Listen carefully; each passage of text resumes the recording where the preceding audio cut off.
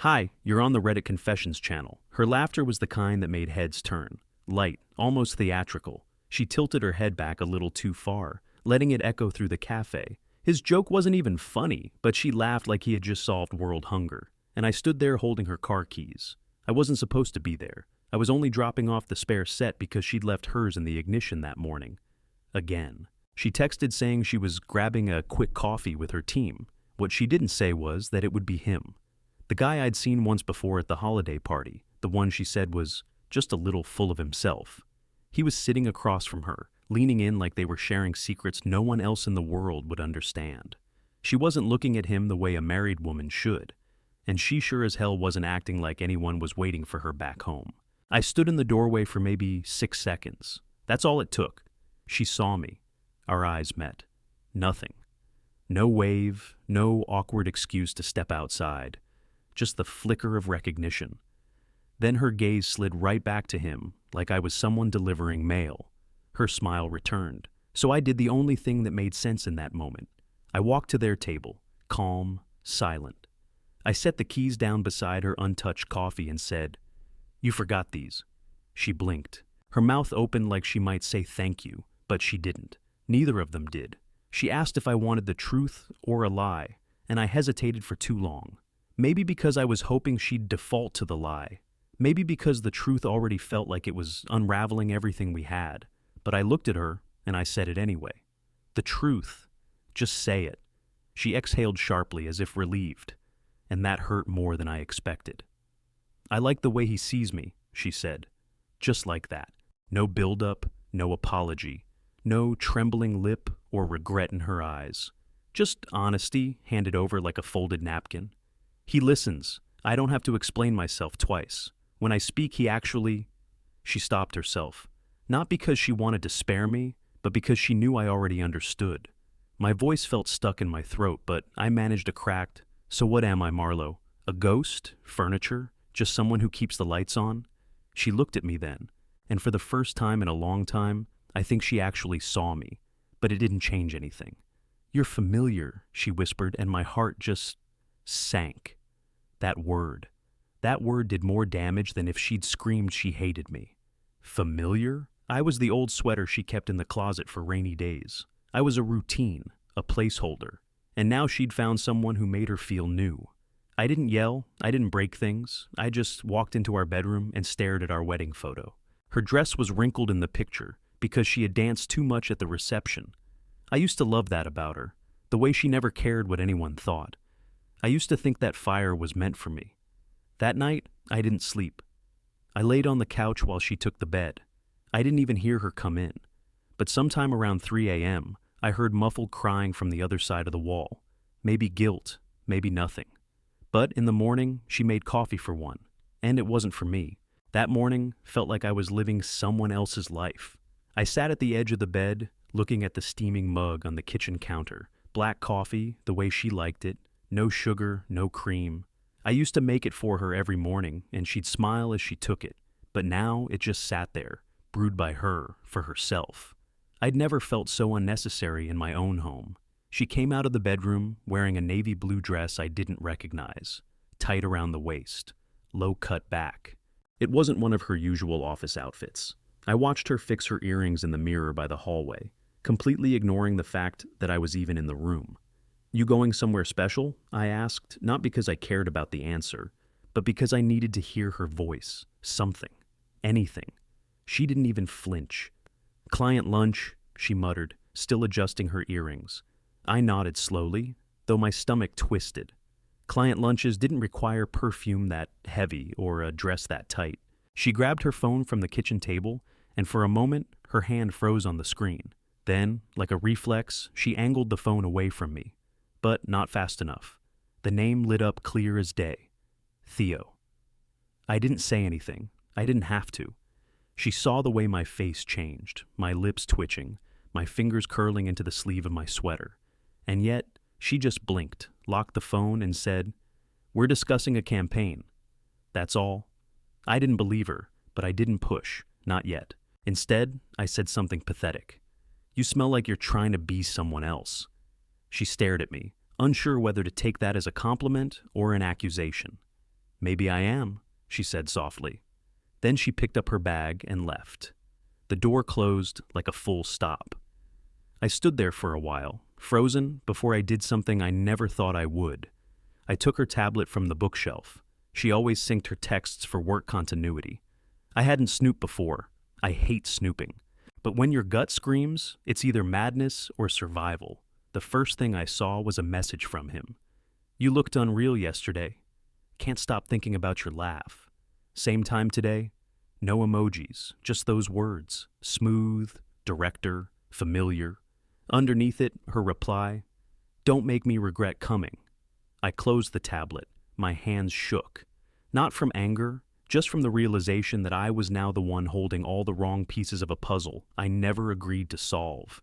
I didn't confront her that night, not because I lacked the courage, but because I wanted to watch.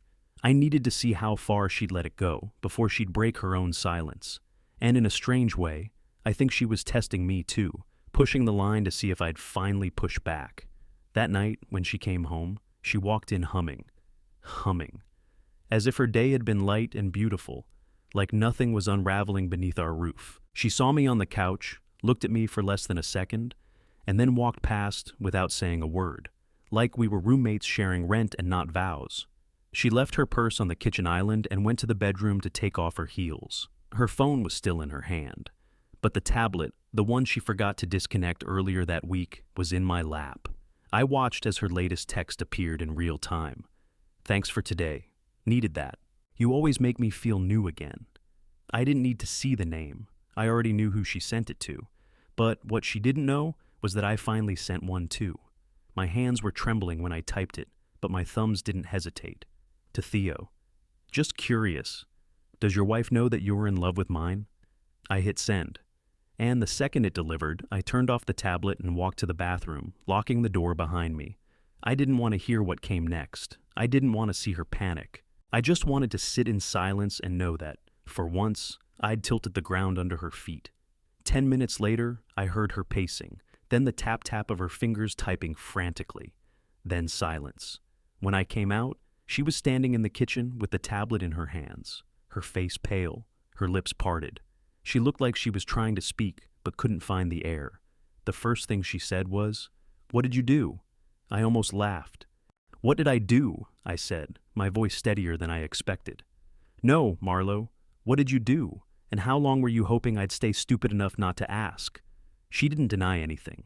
She didn't cry. She just whispered, "You don't understand." "You're right," I said.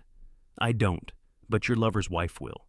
Her eyes widened. Marlo didn't sleep that night. I know, because neither did I.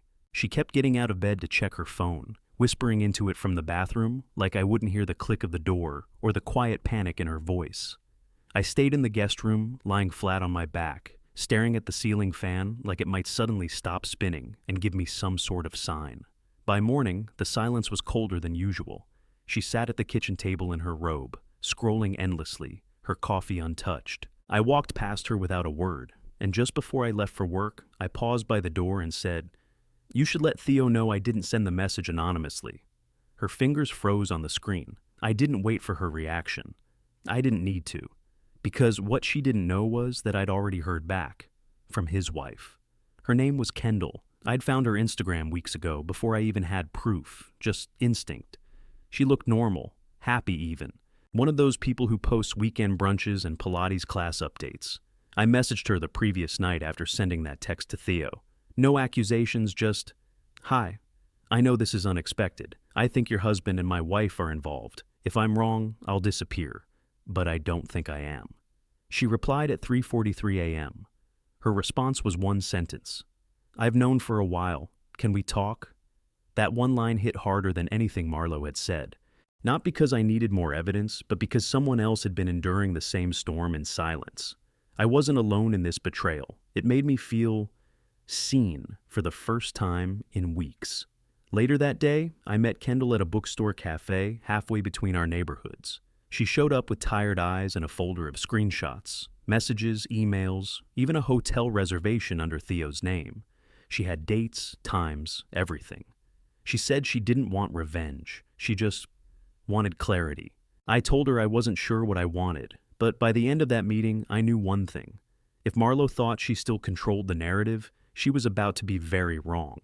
Friday night was supposed to be quiet. I made dinner like I always did, because even when everything else was falling apart, routine was still my crutch. I roasted vegetables, cooked pasta, and set the table for two out of sheer habit. I even placed her favorite fork on the left side, the one with the slightly bent prong she always refused to throw out. Pathetic, I know. Marlo walked in 20 minutes late, heels clicking like drum beats on tile, purse slung over her shoulder like none of this was real. She didn't speak right away, just paused when she saw the table set. Her eyes flicked from the plates to me, like she couldn't decide whether to be guilty or annoyed. "You cooked," she said, as if surprised.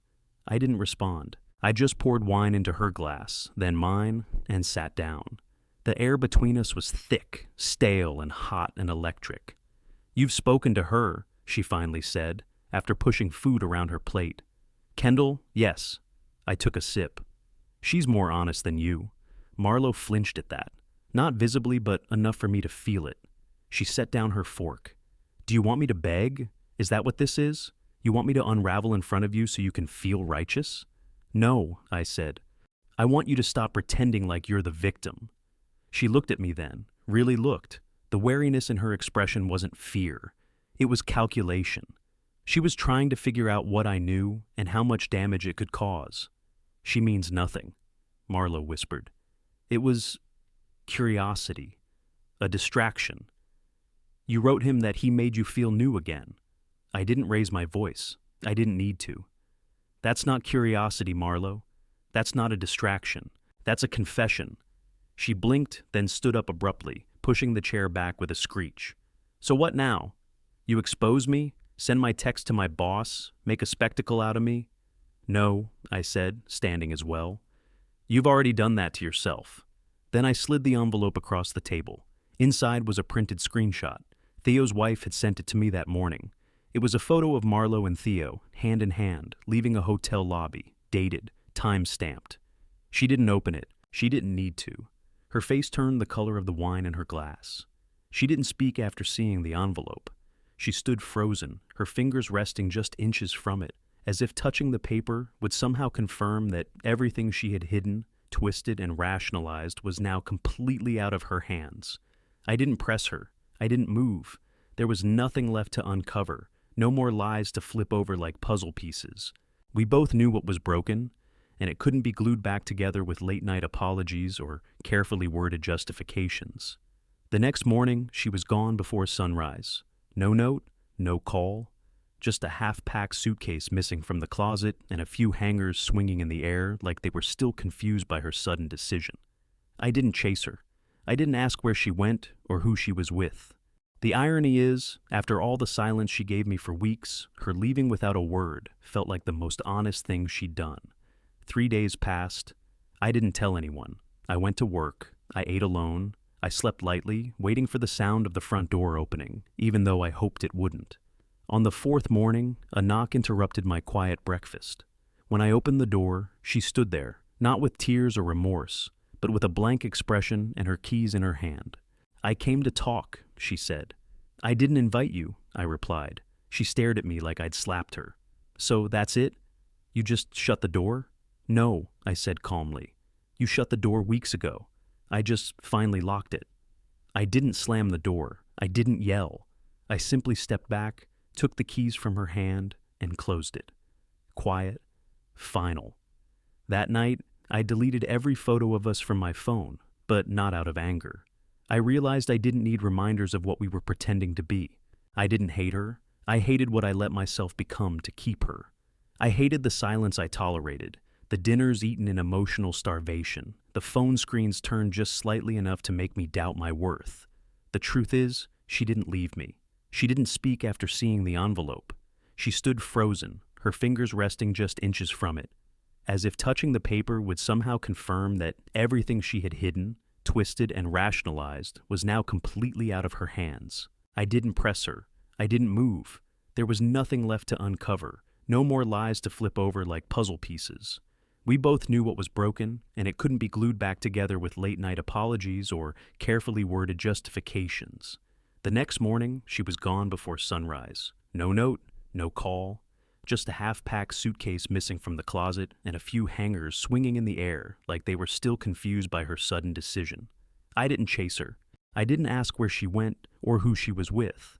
The irony is, after all the silence she gave me for weeks, her leaving without a word felt like the most honest thing she'd done. 3 days passed. I didn't tell anyone. I went to work. I ate alone. I slept lightly, waiting for the sound of the front door opening, even though I hoped it wouldn't. On the 4th morning, a knock interrupted my quiet breakfast. When I opened the door, she stood there, not with tears or remorse, but with a blank expression and her keys in her hand.